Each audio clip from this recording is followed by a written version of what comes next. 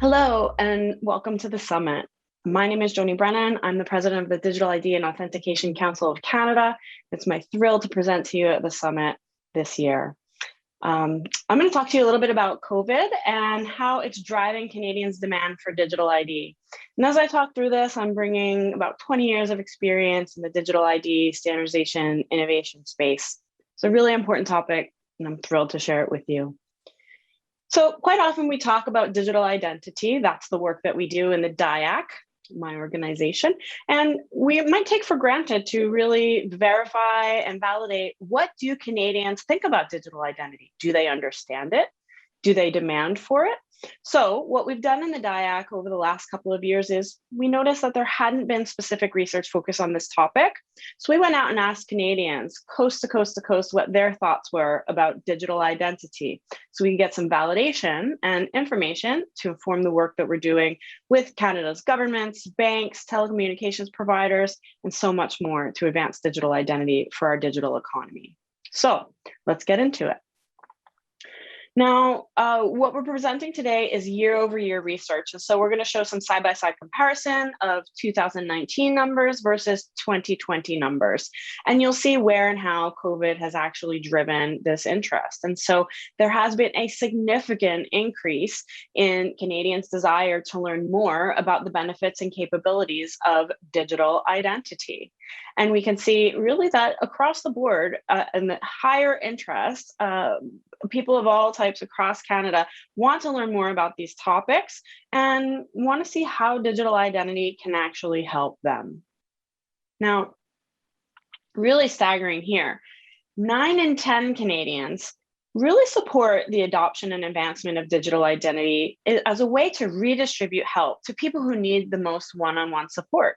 And so we can remember those times in COVID when we tried to get through on the phone and lines were busy. Well, people overwhelmingly were happy to move to digital if they knew that someone else would get that one-on-one help that they needed. So this is a big, important number that really validates digital identity as something Canadians want.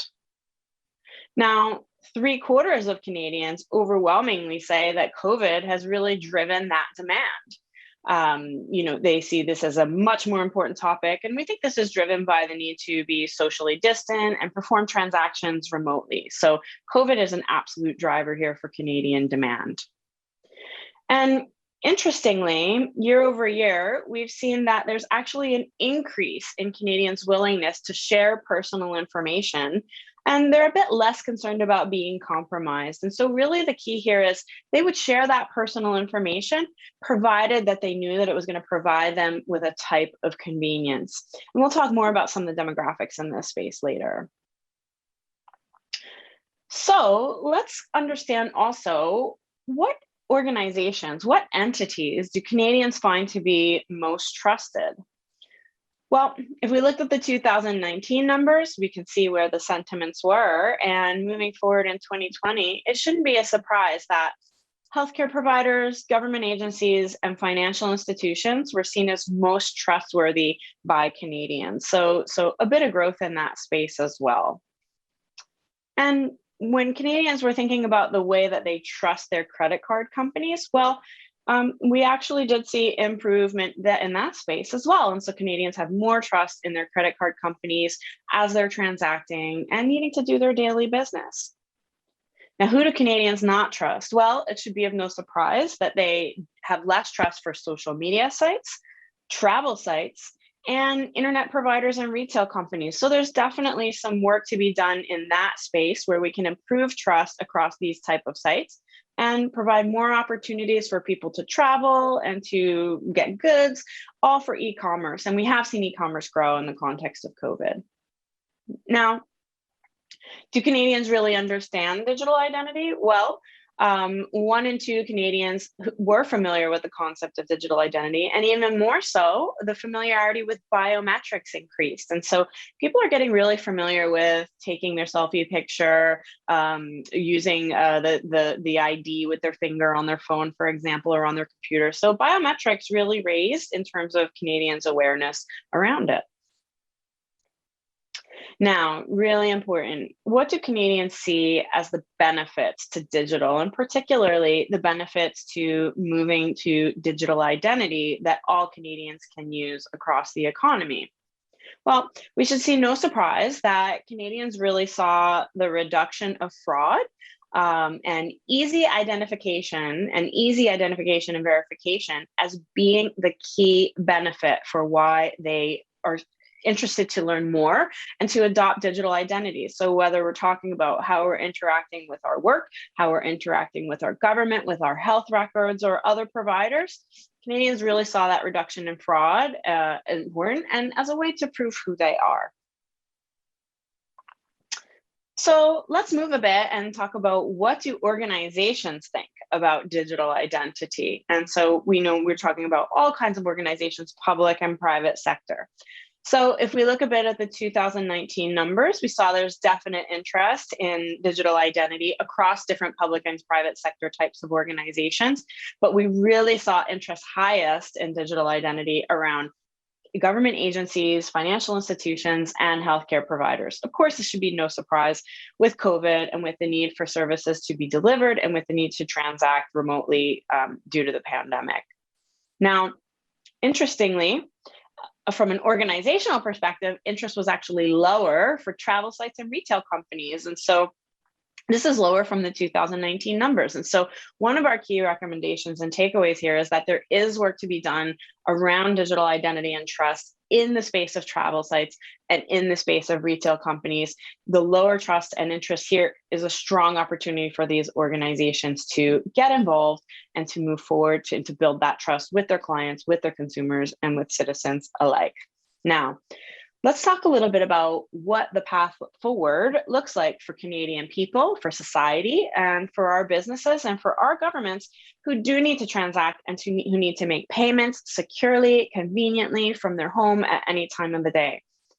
Well, Canadians think really overwhelmingly that the best path forward to solve digital identity that works for them across the economy is by the public and the private sector working together to create and establish a pan-Canadian digital ID framework. And so it's interesting to see that overwhelmingly Canadians saw this as a team sport with public and private sector partnering together, and then with equal trust for example, business to lead or for government to lead.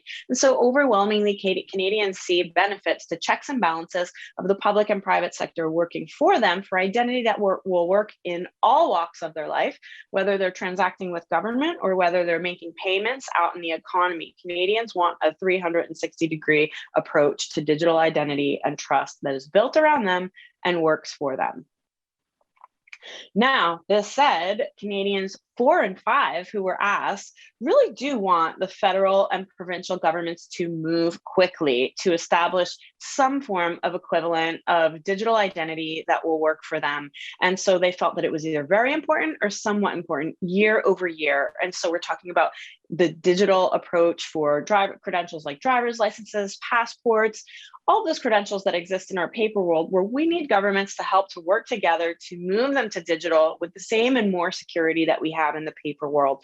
So there is a demand on Canadian side to move forward and to move forward quickly in terms of those credentials that the federal government and the provincial government can provide to move our economy forward. And what's more important in a pandemic world than building our economy and making sure that those transactions can move securely, conveniently for all Canadians. So real demand from people for governments to act and to act in that way of moving those credentials to be digitally capable for their needs. Now let's talk a little bit about specific communities of interest. And so what do some specific groups think about digital identity and their needs? Well, for those who responded to our survey from coast to coast to coast across Canada, people who were self-assessed, they assessed themselves as disabled, they really thought that, yes, they were concerned with regard to personal information being compromised, And yet at the same time, they had some interest in actually adopting and trying these new technologies. So we can get an opportunity here for people who are self-assess as disabled to actually use these technologies to increase and enhance the work that they're doing and the transactions that they need to do in the payments ecosystem and in the economy. But they also are very concerned about their information being compromised, rightfully so. So they need a strong framework like the Pan-Canadian Trust Framework to ensure that they're protected as best as they can be out in the digital economy. Now, I really think that this is a key finding that I was, not surprised at all, but I think this is something that we should all take away on the type of people and who really want to adopt digital identity for their needs out in the economy. And this is what we call the sandwich generation. And so if you think about all of those people who have a need to care for children, who have a need to care for themselves, and have a need to potentially care for seniors or someone else in the family in the home. Maybe that person lives in their home, or maybe that person is far away in another province or in another country. Well, this sandwich generation, these caregivers, they're the ones who really are needing the convenience, they need the security, and they need the trust and privacy to be able to transact online. So that sandwich generation of caregivers, which is quite a large group across Canada, they're the ones that are most demanding, that they need ways to perform digital, to transact, to make their payments, to take care of their loved ones, whether they're young or aging. These are the people who most need this support in the Canadian ecosystem. Now, let's have a look at how perspectives vary by region. So we had some interesting findings, and let's say that the top key findings in the regions were that Ontario, Manitoba, and Quebec, these were all provinces that had a high degree of familiarity with the concept. So that's good to know across the board. And key findings for regions, looking particularly at Quebec, we did see some growth in terms of their interest in this digital economy, this digital ecosystem that's supported by digital identity. And Quebec government has been doing a lot of work in the space, so that's no surprise. So let's wrap it all up and put it all together. What did our findings say year over year, 2019 to 2020? Well, Canadians do have much increased demand to learn more about digital identity and how it can work for them in the payment system, in the digital economy, and in all aspects of their lives.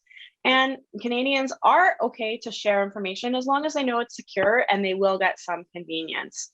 And 75% of Canadians believe that COVID was a real driver here for this space and delivering digital identity that works for them. Now, 9 out of 10 Canadians really believe that we need to see governments or other organizations working together to put those credentials to digital in a way that will work for them. So this is an important finding. And really those parents and those caregivers of children and those that are aging, whether they're at home or around the world, these are the people that really need those convenience to be lifted. But they need to know that they're safe and they're secure in making these transactions. So let's help the caregivers out in the economy to transact securely.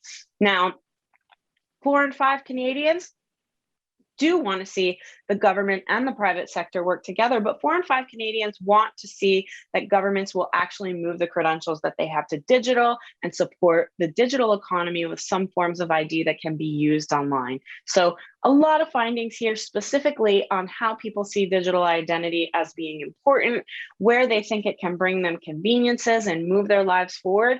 And again, perhaps the most important in a post-pandemic world, we really need to move to digital transformation quickly to grow our economy, to bring billions of dollars of potential back into the digital economy for Canadians and across the world. So we're calling on all organizations to work together, work with us at DIACC, work with the payments, work in the payments ecosystem, really to advance digital identity for verification, for the economy, for security, and as part of a strong social national economic safety net that will help us to move forward. I'm really thankful for the time that you took. I hope that you have a great Payments Summit. This is one of my favorite conferences throughout the year. And if you'd like to get in touch with me about how you can work with the DIACC, please reach out. We'd love to hear from you, and we'd love to hear your use cases and what you're concerned about. And I really encourage you to stay engaged for the summit and with Payments Canada and all the great work that they're doing to keep this ecosystem moving forward, to keep our economy moving, and to keep our economy growing so that we can truly reach the digital Canada that works for all of us, coast to coast to coast, and all of the diversity that we have to offer. Thanks for taking the time, and we look forward to speaking with you soon. I hope you enjoy the rest of the summit. I'm Joni Brennan from the Digital ID and Authentication Council of Canada.